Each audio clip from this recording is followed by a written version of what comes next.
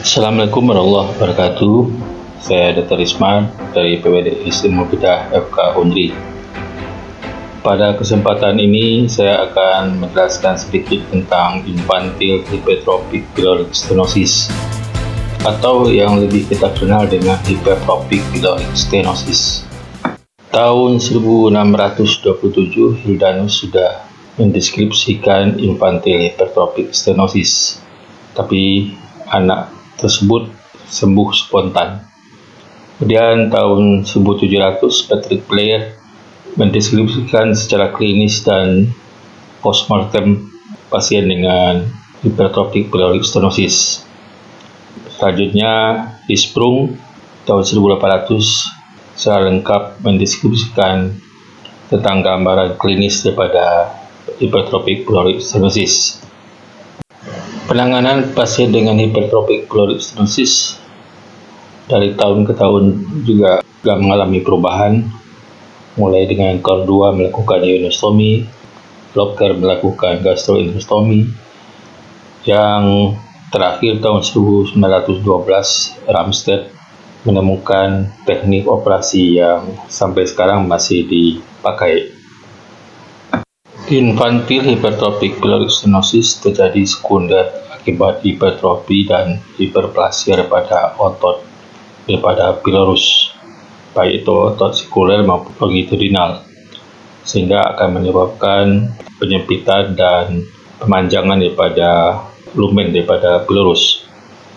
Pylorus yang membesar tadi akan membentuk seperti olive, dan secara makroskopik olive berwarna lebih pucat dan kontras dibandingkan dengan duodenum yang normal, dan lambung akan distensi dan biasanya hiperkinetik.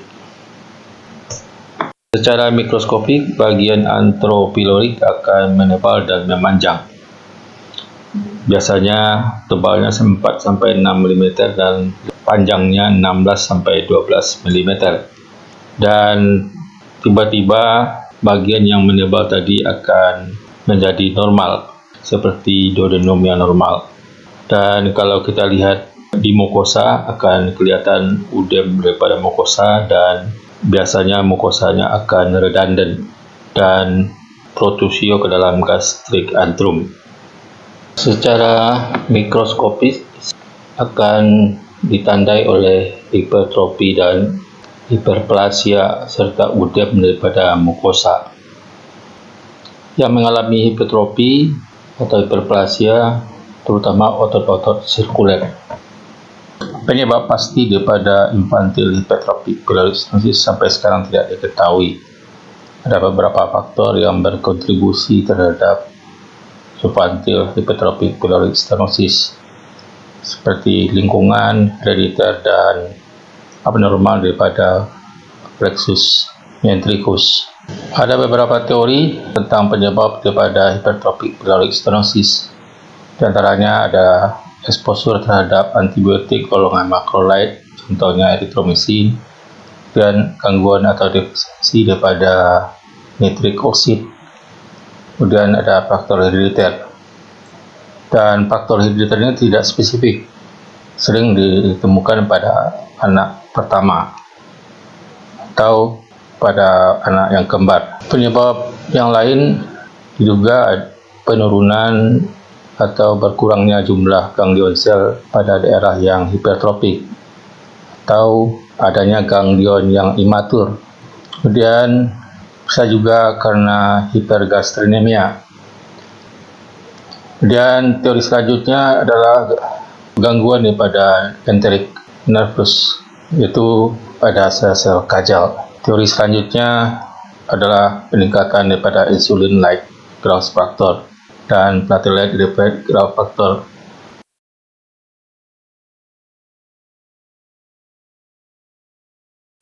Gambaran klinis pasien dengan infantile hypertrophic pyloric stenosis umumnya laki-laki lebih sering pada perempuan, dan ada faktor genetik dan sering terjadi pada etnis Caucasian banding dengan Hispanik. Insiden hypertrophic pyloric stenosis diperkirakan 2,4 per 100.000 kelahiran hidup. dan jarang terjadi pada bayi prematur. Munculan klinis pasien dengan hipertrophic pulmonary stenosis 95% terjadi pada umur 3-12 minggu, tapi sering terjadi setelah 3 minggu. Biasanya munculannya datang dengan muntah. Muntahnya biasanya menyemprot. Muntahnya terjadi biasanya setelah minum. Kemudian pasien muntah dan kelihatan habis muntah pasiennya seperti kehausan.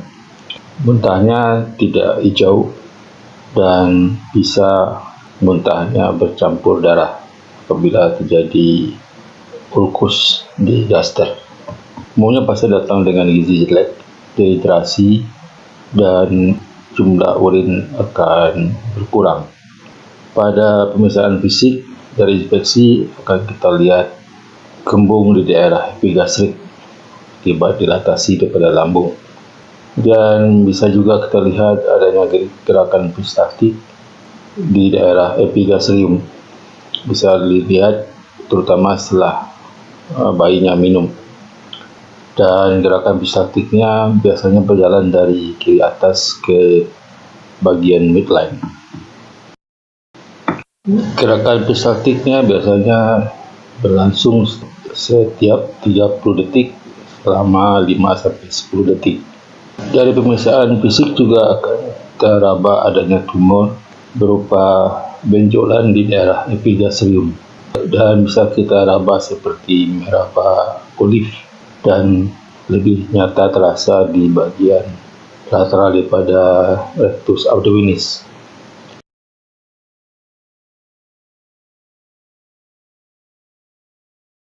Pada bayi yang tidak kooperatif, untuk melihat gerakan peristaltik atau meraba massa olive bisa kita lakukan dengan menyuruh ibu pasien menggendong bayinya sambil menyusui, dan dari inspeksi bisa kita lihat adanya peristaltik daripada usus. Untuk menegakkan diagnosa hipertrophic pulmonary stenosis adalah sonografi dan fluorescent photo abdomen. Ultrasonografi digunakan untuk membantu membedakan dengan pleurospasme. Dari sonografi kita lihat adanya penebalan daripada otot plorik, biasanya lebih daripada 4 mm. Panjang kanal daripada plorik sekitar 14-20 mm, dan diameternya 10-14 mm.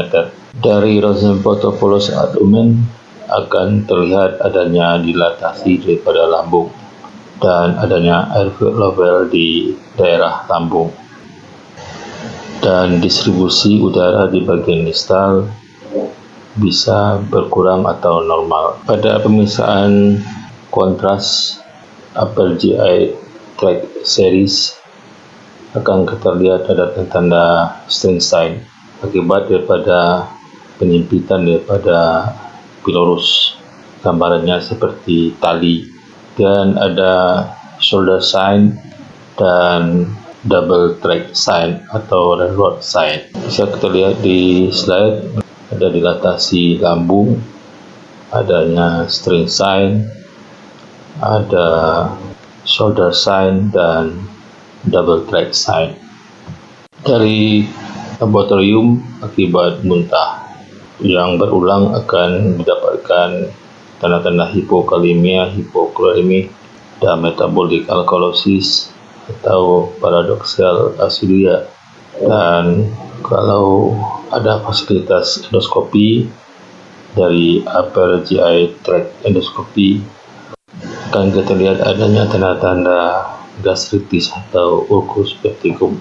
Differential diagnosis daripada hipertrophic pulmonary stenosis bisa berupa pleurospasme, gastroesophageal reflux, sulfurous cluster, antral web, preampular duodenal stenosis, duplikasi kis, dan ectopic pankreas. Kalau kita temukan pasien dengan hipertrophic pulmonary stenosis, biasanya pasien datang dengan dehidrasi berat dan gangguan elektrolit. Dan tindakan pertama adalah koreksi atau rehidrasi, koreksi elektrolit, dan asam basa. Ada ahli mengatakan pemberian atropin tapi ini masih dalam perdebatan.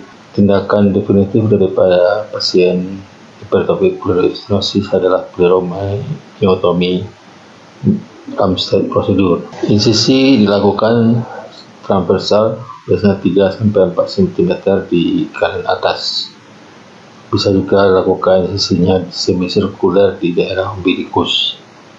Karena sekarang sudah ada laparoskopi, orang sudah banyak melakukan dengan laparoskopi. Setelah ditemukan massa olive berupa hipertrofik pleural stenosis, kita lakukan insisi longitudinal di daerah hipertrofi, insisi sampai submukosa, dan dilakukan dilatasi. Biasanya kita menggunakan klem khusus namanya Benson klem.